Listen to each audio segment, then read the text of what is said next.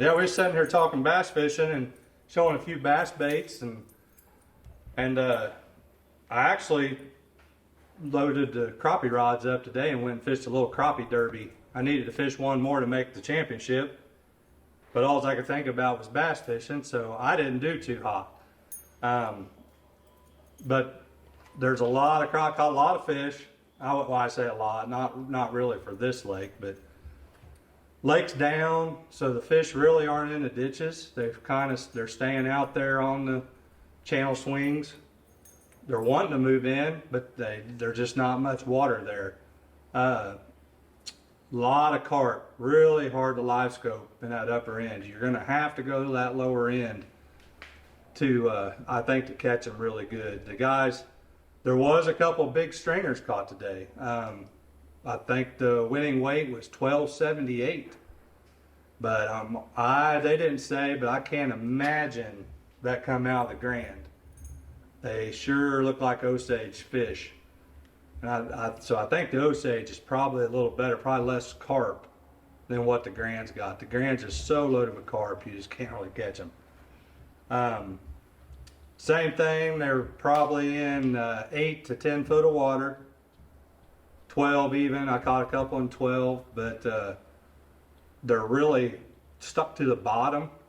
They're hard to see. You might just see a hump and have to drop on the bottom. Now that's up there trying to catch them tournament grade. And there's a lot of good eater fish, 11 and a half inch fish, they're just right there, just off the bottom. But this was a jigs only tournament, so that didn't help. They like the minnows, but.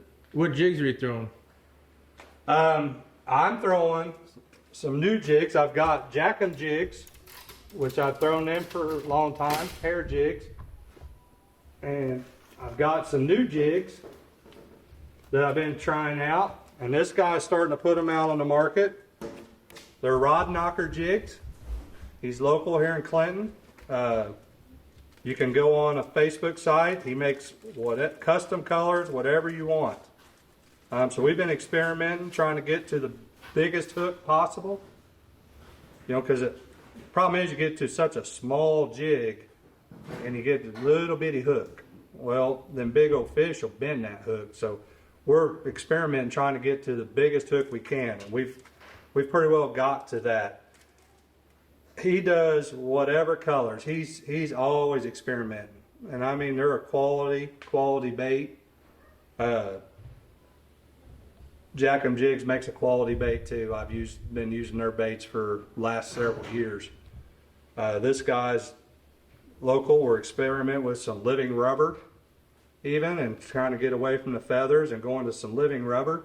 So living rubber, what does that mean exactly? It's the old rubber. Jigs are now silicone skirts, and they used to be living rubber, and you just can't hardly find it anymore. That's just something you got to buy off eBay or something like that. But he's found some, and we're starting to tie some up with some living rubber on it. And basically, when that gets down there, silicone likes to get, when it gets wet, it'll get real small and pointy. This will stay flared. Mm-hmm. So if it moves at all, these little tentacle or tails, whatever they are, they'll bounce back, back and forth and do it. But Rod Knocker Jigs, he'll make whatever size you want. Just give him a holler, and he's pretty quick turnaround too. I mean, I could call him right now, and I guarantee in the morning when I see him, he'd hand them to me. He's pretty dedicated. Now, if you send a big order in, he's going to be different. We've even experimenting with longer tails. When the fish want a bigger profile, we've made some baits with longer tails and orange heads and blue and white, and I mean just every color you can imagine. What color was getting it done for you today? Today was basically blue and white. It was let me grab it.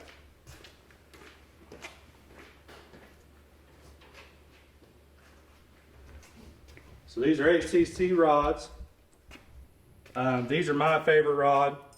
I've got Jinko rods. I like Jinko too, but these ACCs are so light.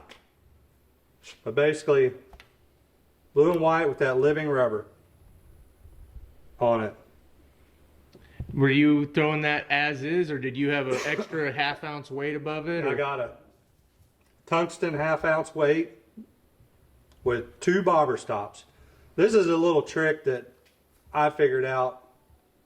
I used to run 1 bobber stop, but with that big a weight, and when you go to set the hook with these long rods, that weight would slide down too easy, and I think it was knocking some of them fish off. You know, because that weight comes down, hits that head on that jig, and I think it was knocking fish off. I was losing a lot of fish. My partner was too, so we went to double bobber stops. And that just gives it a little more tension. I don't lose near the fish that I was losing. But yep, these ACC rods are they're an awesome rod. You not too many people carry them. You gotta order offline to get them, but that grip is a big selling point for me. That's a sticky grip, so you know how them fish get all slimy, and you grab your cork handle or your foam handle. Your cork handle will get super slick, that crappie slime, and your foam handle will just get nasty with that crappie slime. This right here, it is as sticky now, or if it's got slime all over, it's that sticky. If it's raining, it's sticky. I really like this grip. I've got 12 footers, I've got 13 footers, and I've got 8 footers in this ACC crappie sticks. You using 13-footer today? I'm using 12. I use both today, but 12 footer most of the time. Yeah. So as far as some of the other general fishing report items, you were, upper portion of the Grand, which is traditionally where most of the tournament guys are at.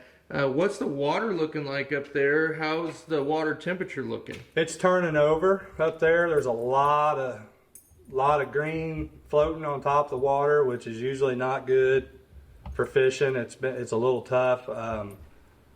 If I would have known that, I hadn't been crappie fishing for over a month. So if I would have known that, I probably would have went to the Osage. But it's turning over up there, and it is covered in green nasty. So give it a couple weeks. We get this rain, it'll help wash some of that out and be good again. But it doesn't look bad. The clarity's not terrible for the upper end, and they'll eat it. I mean, I can't believe half the time what they can see that jig in. But I got a little bored today fighting them carp, thinking there was a crappie, and I drop on it and drop on it and drop on it, and figure out when it turned and swam off, it had a great big tail. So I figured I wasted 15 minutes trying to get that carp to bite. So I was a little bored, and I really was just there so I could qualify for the championship. So I pulled over this flat in the upper end of the Grand in 5 foot of water. And it's just a big tree flat, and I mean, every tree had a 3-pound hybrid on it, about 2 foot under the water. Every tree. And I absolutely wore them out on that little crappie jig. I caught 25 over 3 pounds today on that 12-foot rod, 10-pound line with that little rod knocker crappie jig. That's how tough that jig is. And that bigger hook. And I swung every one of them in the boat. We're getting ready to go to Grenada, so I was practicing swinging them 3-pounders in the boat. But you talk about fun. Them things will bite. You get it close to them, and they go crazy on that live scope. They start circling the tree, and then bam, they'll hit that thing, and the fight's on. But it is a ball. That's freaking awesome. So, great hybrid fishing day. How much did you end up with crappie fishing? It sounds like you were kind of messing around a little bit. But... I did. I'm there to win. Yeah. I'm not there to lose, so right. I knew I wasn't winning. I didn't weigh, but Yeah. I only had like 7.5 pounds. It's probably the worst stringer I've ever had. Yeah. But you said the winning weight was pushing 13. 13 pounds, 12.78. Yeah. They had a heck of a stringer. They had a 199. They had a bunch of big ones. Yeah. There was three 11-pound stringers. Of course, your guys that spend a lot of time on the lake, they're the ones that are doing it. Yeah. If you're not, this little crappie tournament it's $75, but you don't go down and practice, you're not winning. Yeah. These guys are the best on the lake. They don't play around. They own a lot of guides, all that stuff. They're tough. Were the fish that you were catching today on the crappie, were they on any type of structure at all, or were they just sitting in the mud in the open? Actually, you get up there in that upper end, it's so shallow when you get out of the channel that they're just kind of right on the edge of the channel and the flat. And sometimes it'd be just kind of out in the open, and sometimes they'd be at the base of a tree. But most of they were relating to the bottom more than they were anything. But just kind of run down the edge of the channel, and you'd just be scanning. And there's a million carp, and then all of a sudden you'd see one. Yeah. And you'd have to hold it there for a while. Just hold it over his head, and then pretty soon he'd turn and get it. Yeah. But so they would eat it. You didn't find a lot of them that wouldn't eat. right, I just didn't see any. I was having a hard time. I was in the carp so thick. A lot of them guys said they got out of the carp. They just kept moving around until they got out of the carp. Well, with me not being on the lake in a month, up there looking, I went to 4 spots and they all had carp. So, by that time the day was over. But I had one fish, and he was a decent fish that I dropped on first thing this morning, and he bit and I missed him. I couldn't get him to bite again. I went on fishing, and the first 2 fish I caught weighed 140. I thought, wow, I'm going to have a good day. But then it went downhill after that. I couldn't catch anything over a pound. But I went back at the end of the day to that same tree, and that fish was still there. And I dropped on him again at the end of the day, and he bit again. I missed him again. So he's still there on that tree. Somebody needs to go catch him and eat him. He don't want to bite. What'd you say water temperature was up there? It was in the 80s. Oh, it was? Yeah, it's hot. It's been in the 80s this week. The water temperature was in the upper 70s, and it's bumped back up in that 80-degree mark. We're just not having any wind, calm, sunny.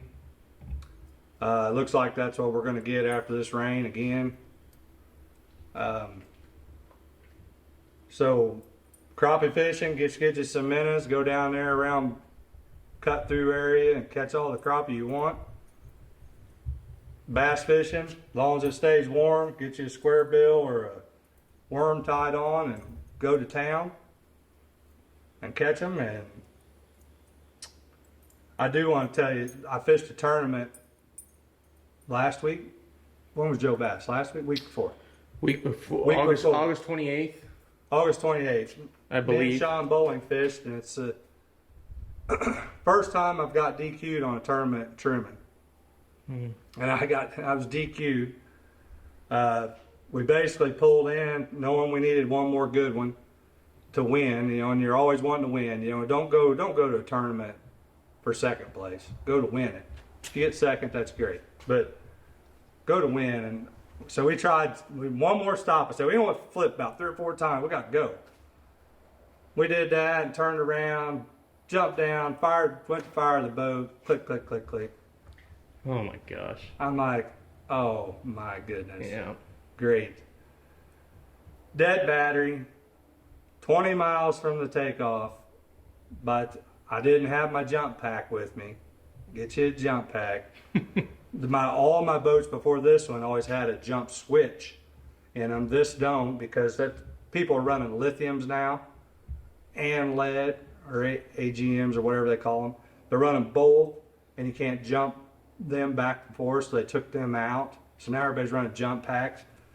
So by the time we got a battery changed and we got back, it was 2 minutes late. And then Joe Bass, their rules are, if you're late, you're disqualified. It's not, most tournaments are a pound penalty, but it's basically if you're late, you're just disqualified. And that just makes it easy. I'm not upset about it or nothing. I mean, it's my fault. We just pushed it, and then if we wouldn't have had battery trouble, we'd have been fine. We'd have made it. And we had about 15 pounds. We wouldn't have won, but we'd have got... You got a check. We'd have got a check. Yeah. But, like I said, I'm there to win it. Yeah. If that's just what it is, that's what it is. It just happens. But, one thing, if you do something like that, you know, it's a sport and we all put a lot into it and a lot of effort. Don't get mad about it. Don't make a fit about it. You done it to yourself. And if you got the opportunity to weigh your fish, don't do it. I had the opportunity. I probably could have weighed my fish. Nobody was going to say anything. But I was late, and that's just part of it. And you don't want to be that guy that does that, because you'll never live it down. And just don't do it. It's not worth it. You know, if I'd have had 20 pounds, I'd have been in there 20 minutes early. But I didn't, so I pushed it, and that's my fault, and hey, that's part of it. Yep. But we've got new batteries, and we're going all out in the Toyota, Yeah. and as soon as I get down to Toyota, me and Hunter are headed for Grenada for the Big Crappie Masters National Championship. So Big next 2 weeks. So, hey, I know I'm gonna get tired of this boat. I'm gonna need a nap. man, when you bring home both victories, you're gonna be Wow. rolling in some dough. Yeah, I might retire. I might be coming to you for a little loan. Yeah. Well, awesome. Thanks for the info, Darin. Great reports, and good luck this weekend. And we'll be there to film you. Hey, come down and watch the weigh-in. There'll be a lot of big names down there. Bring your kids. Get you some autographs from them guys. They'll be. That's what them guys do. You know, they're professionals at it. So Cool. it'll be a good time. Nice. Well, we'll catch you guys on the next one.